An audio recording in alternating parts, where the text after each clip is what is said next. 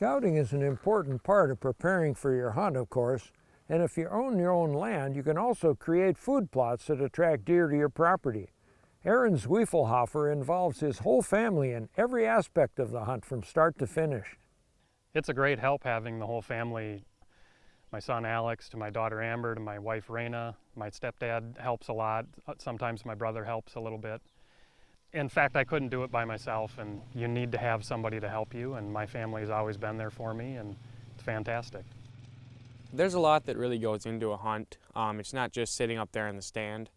There's a lot of work owning your own land that goes in prior to being up there. Recently, we purchased a tractor and we've had a four-wheeler, so we've been farming the land now for 2 years and doing food plots and corn. It's a lot of work, but it is all worth it when you get that deer down, and it's a big deer.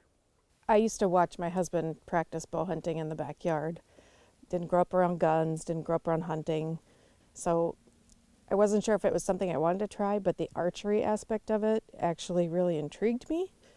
And still, even after I purchased the bow, learned how to shoot, and felt confident enough to go sit in a stand, I still was unclear as to whether or not I still would be able to hurt an animal. But that all came very clear once an animal actually presented itself in front of me. So that night, Amber and I were sitting in the tower together. And early on, we had quite a few deer coming out. And then at the very end of the night, we had this nice 10-pointer come out. It was coming out into the field, and it was eating, and I really couldn't decide if I should take a shot or not because, I don't know, it's early in the season, and I really didn't want my season to be over yet. I just decided that Amber was with me, and I wanted her to experience it, so I went ahead and took a shot. When I am tracking deer, I love to look for blood. I don't know, it's like the excitement of just trying to find someone's deer. Are you excited?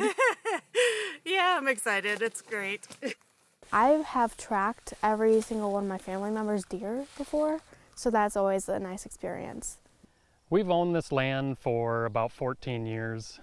When we first purchased it, my son Alex was 1 year old, and it's been great watching him grow up and come out here every year from the times that he was 3 years old, and it seemed like I was dragging him through the woods rather than him following me.